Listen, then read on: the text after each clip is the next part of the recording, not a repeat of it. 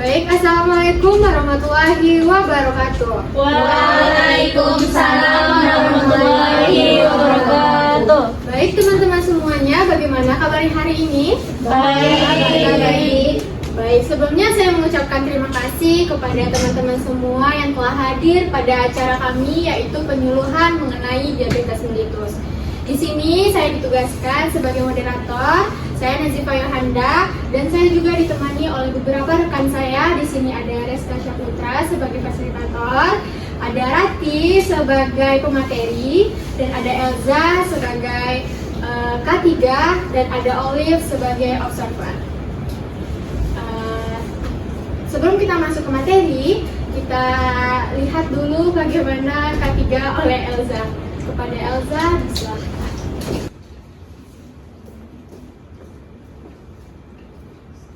Assalamualaikum warahmatullahi wabarakatuh. Waalaikumsalam warahmatullahi wabarakatuh. Pada kakak-kakak peserta penyuluhan diabetes mellitus Poltekkes Negeri Padang yang kami hormati, yang mana kegiatan ini kita lakukan secara tatap muka. Kita juga menghimbau untuk peserta kegiatan untuk memperhatikan kesehatan, keselamatan kerja yang perlu kita pedomani dan cermati. Di antara lain yaitu, yang pertama, jika terjadi kebakaran, jangan panik dan tetap tenang. Satpam atau tim gawat darurat akan melakukan pemadaman. Apabila api membesar dan tidak mampu segera dipadamkan, alarm akan berbunyi dan pengumuman evakuasi. Lakukan evakuasi melalui tangga darurat dengan menggunakan lift, merangkak atau merayap untuk menyelamatkan diri dari asap apabila asap memenuhi ruangan. Selanjutnya, jangan membuang waktu untuk mengambil gambar untuk update di sosmed, serta segera berkumpul pada titik kumpul yang berada di bawah. Selanjutnya, jika terjadi gempa bumi, langkah yang perlu diambil adalah yang pertama, jangan panik dan tetap tenang. Selanjutnya, berada di bawah meja yang dapat memberikan keamanan serta udara yang cukup. Carilah kolom bangunan atau lorong yang memungkinkan tidak terdapat benda-benda yang dapat roboh di area kerja Anda. Selanjutnya, tangga darurat gedung adalah area yang paling aman dari reruntuhan. Jauhi diri dari jendela, rak buku, lampu atap, tempat file, dan barang-barang berat lain yang dapat jatuh dan melukai Anda. Jika Anda berada dalam lift, usahakan segera keluar dari lift. Tunggu sampai ada instruksi selanjutnya dari pengelola gedung. Jika Anda berada di luar, jauhi gedung dan segera berkumpul di titik kumpul. Sekian dari saya. Assalamualaikum warahmatullahi wabarakatuh. Waalaikumsalam warahmatullahi wabarakatuh. Baik, saya ucapkan terima kasih kepada rekan saya Elza. Dan selanjutnya, mari kita dengarkan pemaparan materi oleh rekan saya Rani. Kepada rekan saya silakan.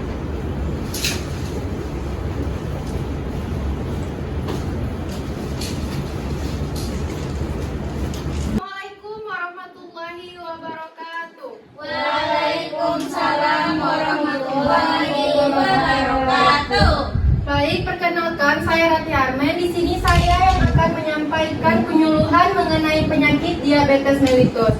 Baik kakak-kakak dan teman-teman semuanya, sebelum saya masuk ke materi, saya akan membagikan leafletnya terlebih dahulu ya. Ibu-ibu dan teman-teman semuanya bisa baca di sini ya. Makasih Bu. Nah, baiklah, sekarang kita masuk ke materinya, yaitu kita akan mengenal tentang apa itu penyakit diabetes mellitus. Apa sih itu diabetes mellitus? Nah, diabetes mellitus itu didefinisikan sebagai suatu penyakit atau gangguan metabolisme kronis dengan multi-etiologi yang ditandai dengan tingginya kadar gula darah disertai dengan gangguan metabolisme karbohidrat, lipid, dan protein sebagai akibat dari insufisiensi fungsi insulin. Lalu apa saja tanda dan gejala dari diabetes mellitus tersebut? Nah, gejalanya itu bisa dikenal dengan trias poli ya, kakak-kakak dan teman-teman semuanya. Yang pertama itu ada poliuri, di mana penderitanya itu sering merasa ingin buang air kecil.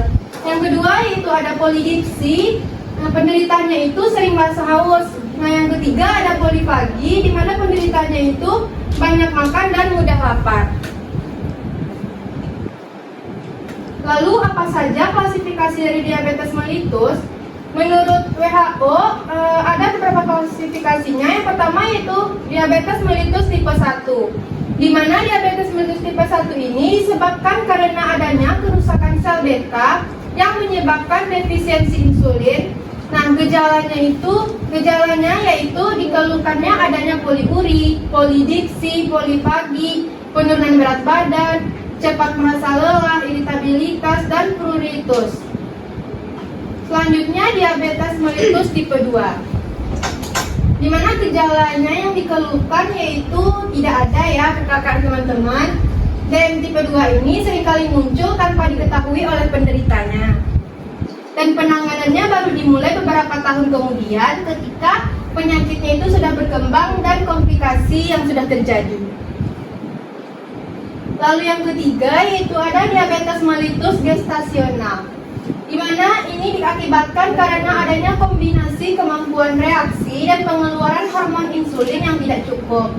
Nah, biasanya ini terjadi pada kehamilan dan akan sembuh pada saat setelah melahirkan. Yang keempat yaitu ada diabetes mellitus tipe lain. DM ini disebabkan karena adanya kelainan genetik, penyakit pankreas, obat, infeksi, antibodi, dan sindrom penyakit lain. Materi selanjutnya yaitu apa sih yang menyebabkan diabetes mellitus itu? Yang pertama yaitu penderita yang tidak pernah melakukan pemeriksaan gula darah secara teratur. Lalu yang kedua yaitu nutrisinya yang tidak seimbang. Lalu aktivitas fisik yang tidak seimbang, mengkonsumsi minuman yang disertakan dengan pemanis buatan, serta mengkonsumsi cemilan yang tidak sehat. Lalu bagaimana untuk memeriksa gula darah kita? Yang pertama yaitu dengan glukosa darah puasa, itu dilakukan setelah puasa minimal 8 jam ya kakak teman-teman. Jika hasil pemeriksaannya lebih dari 126, maka itu akan menunjukkan diabetes. Nah, yang kedua yaitu ada glukosa darah sewaktu. Ini dilakukan sewaktu-waktu tanpa adanya persiapan. Jika hasil pemeriksaannya lebih dari 200, maka itu menunjukkan kalau kakak-kakak dan teman-teman sedang menderita diabetes.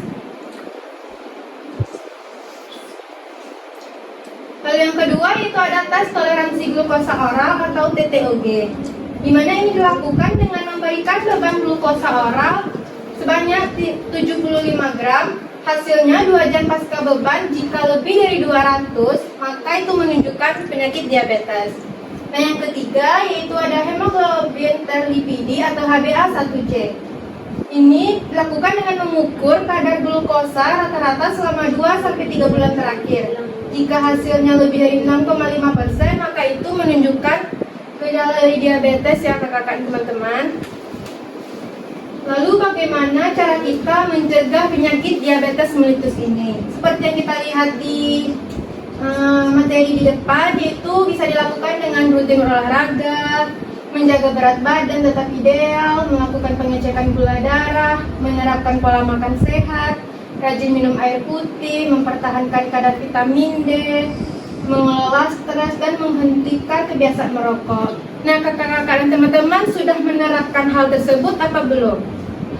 Belum. Nah, jika belum, sebaiknya kita itu menerapkan cara mencegah DM tersebut ya, agar kita terjaga dari penyakit diabetes mellitus. Nah, selanjutnya bagaimana cara kita mengatasi diabetes mellitus? Yang pertama yaitu dengan melakukan pemeriksaan kesehatan secara teratur. Yang kedua, menjalani pengobatan secara intensif. Yang ketiga, menjaga aktivitas fisik seperti berolahraga dan yoga. Lalu yang keempat yaitu dengan memperbaiki kualitas makanan dengan mengkonsumsi makanan yang sehat seperti sayur-sayuran dan protein. Lalu ada juga istilahnya aturan makan 3J nih kakak-kakak dan teman-teman. Yang pertama yaitu jumlah. Jumlah itu artinya jangan makan sampai kenyang banget atau sampai kelaparan ya. Cukup makan secukupnya aja dan jangan kebanyakan. Yang kedua yaitu ada jenis, dimana ini adalah pilihan makanan yang bikin badan kita itu sehat dan kuat ya kakak-kakak dan teman-teman. Contohnya itu seperti mengkonsumsi sayur, buah, dan protein tanpa lemak. Itu adalah pilihan yang tepat untuk menjaga kesehatan kita. Lalu yang ketiga itu ada jadwal, dimana jadwal ini artinya makannya itu gak boleh bolong-bolong. Dan usahakan makannya itu teratur di setiap harinya ya kakak-kakak dan teman-teman. Baik kakak-kakak dan teman-teman semuanya, sekian penyampaian materi dari saya. Nah, semoga kakak-kakak dan teman-teman dapat yang saya sampaikan ya, dan jangan lupa untuk menerapkan apa yang telah saya sampaikan tadi, seperti berolahraga dan makan makanan yang bergizi. Semoga kita semua dilindungi dari penyakit diabetes mellitus ini. Nah, sekian dari saya kembalikan kepada moderator. Baik, kakak dan teman-teman semuanya, selanjutnya itu ada terapi pijat kaki ketika ada saudara kakak yang mengalami diabetes. Terapi ini digunakan ketika dia merasa kesemutan, dia menderita diabetes. Praktik ini akan dilakukan oleh rekan saya. Kepada rekan saya disilakan. Baiklah, di sini saya akan mempraktekkan bagaimana cara melakukan terapi pijat kaki pada penderita diabetes yang sudah mengalami kesemutan pada kakinya. Nah, permisi ya kak ya. Nah, yang pertama gerakannya itu bisa kita lakukan dengan memutar kakinya seperti ini ya, kakak-kakak bisa dilihat dan dipahami ya. Kita hitung sampai 5 ya. 1, 2, 3, 4, 5. Nah, yang kedua gerakannya yaitu memijat telapak kakinya seperti ini ya kakak. 1, 2, 3, 4, 5. Lalu yang selanjutnya yaitu bisa dengan memijat kakinya juga seperti ini ya kakak. 1, 2, 3, 4, 5. Nah, yang terakhir yaitu bisa dengan memijat dari ujung jari kakinya. Kita bisa melakukannya seperti ini ya kakak, bisa diperhatikan dengan baik. 1, 2, 3, 4, 5. Nah, seperti itu adalah cara melakukan terapi pijat pada kaki. Baiklah, sekian dari saya kembalikan kepada moderator. Baik, itulah tadi praktek terapi tentang pijat kaki yang dapat kita lakukan ketika ada penderita diabetes mengalami kesemutan. Oke, baik, terima kasih kepada rekan saya Hati. Tadi penyampaian mungkin cukup jelas ya. Apakah di antara teman-teman dan kakak semua ada yang ingin bertanya? Oke, baik. Baik, izin ya kak. Tadi kan sudah dijelaskan apa aja BM. Jadi apakah kita stres bisa menyebabkan gula darah kita menjadi naik? Oke, baik, jangan kami sambut terlebih dahulu. Selanjutnya, apakah di antara teman-teman ada yang ingin bertanya atau yang kurang jelas materinya? Oke, baik, silakan kak. Permisi ya kak, saya izin bertanya, yaitu apakah orang kurus bisa terkena diabetes? Oke, baik, pertanyaannya sangat menarik ya kak. Oke, baik, pertanyaan tadi akan dijawab oleh rekan saya. Kepada rekan saya disilahkan. Nah, baik, di sini saya akan menjawab pertanyaan dari kakak tadi. Siapa nama kakaknya? Kakak Femi ya? Iya, Kak. Baik, kakak. Pertanyaannya itu apakah stres itu bisa menyebabkan kadar gula darah kita naik? Nah, jawabannya ya kak ya, stres itu dapat menyebabkan peningkatan kadar gula darah kita, terutama pada individu yang menderita diabetes. Nah, ketika seorang itu mengalami stres, tubuhnya itu akan merespon dengan melepaskan hormonnya seperti kortisol dan epinefrin. Nah, hormon inilah yang berfungsi untuk meningkatkan energi dan kesiapsiagaan, tetapi juga dapat mengganggu produksi insulin yang ada di dalam tubuh kita. Yang penting untuk mengatur gula darah itu adalah kita sendiri. Nah, jadi dapat disimpulkan bahwa benar stres itu dapat meningkatkan kadar gula darah kita ya kak ya. Nah, sekian jawaban dari saya kembalikan kepada moderator. Oke, baik. Gimana kak? Apakah jawabannya bisa dipahami? Oh bisa, saya sudah bisa memahami jawaban dari kak. Oke, terima kasih. Karena kakak sudah berani untuk bertanya, jadi kami ada sedikit operasi untuk kakak ya. Silakan diterima kak. Terima kasih ya kak. Itu saya kak. Oke, jawaban kakak ini akan dijawab lagi oleh rekan saya yang satu lagi. Kepada rekan saya disilahkan. Ya baik, saya akan menjawab pertanyaan yang kedua dari kakak. Siapa namanya kak? Namanya siapa? Kak Hasni. Oke baik. Kak Hasni, pertanyaannya apakah orang yang kurus bisa terkena diabetes? Nah, orang yang kurus ini bisa terkena diabetes meskipun seringkali dianggap bahwa hanya orang yang gemuk saja yang berisiko. Diabetes tipe 2 yang paling umum dapat terjadi pada siapa saja, termasuk individu dengan berat badan normal atau yang kurus. Nah, faktor risiko diabetes pada orang kurus yaitu karena genetik, karena gaya hidup yang tidak sehat dan kurang aktivitas fisik, serta pola makan menyebabkan peningkatan lemak tubuh dan resistensi insulin. Sekian jawaban dari saya kembalikan kepada Anda. Iya, baik. Gimana Kakak Asli? Apakah paham dengan apa jawaban dari rekan saya? Paham Kak? Oke, karena Kakak sudah berani bertanya, kami juga ada dopres untuk Kakak. Silahkan diterima. Baik, kita sudah selesai untuk tanya jawab. Maka selanjutnya mari kita dengarkan observasi dari observer kita.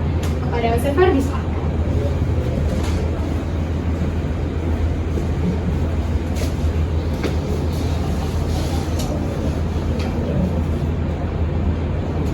Baiklah, saya akan menyimpulkan kegiatan kita pada hari ini, yaitu diabetes mellitus adalah penyakit kronis yang ditandai oleh tingginya kadar gula darah akibat gangguan produksi atau fungsi insulin.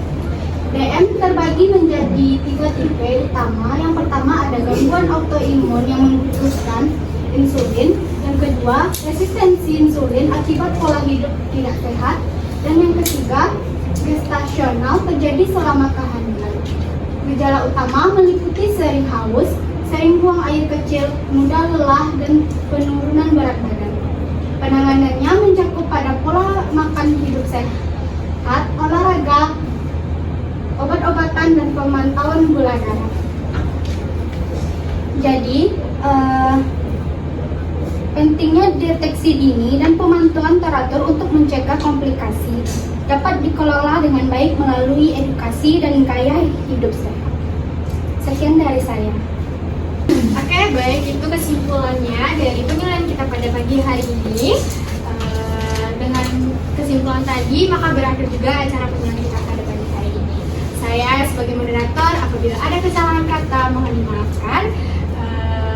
Acara ini kita tutup dengan Assalamualaikum warahmatullahi wabarakatuh. Waalaikumsalam.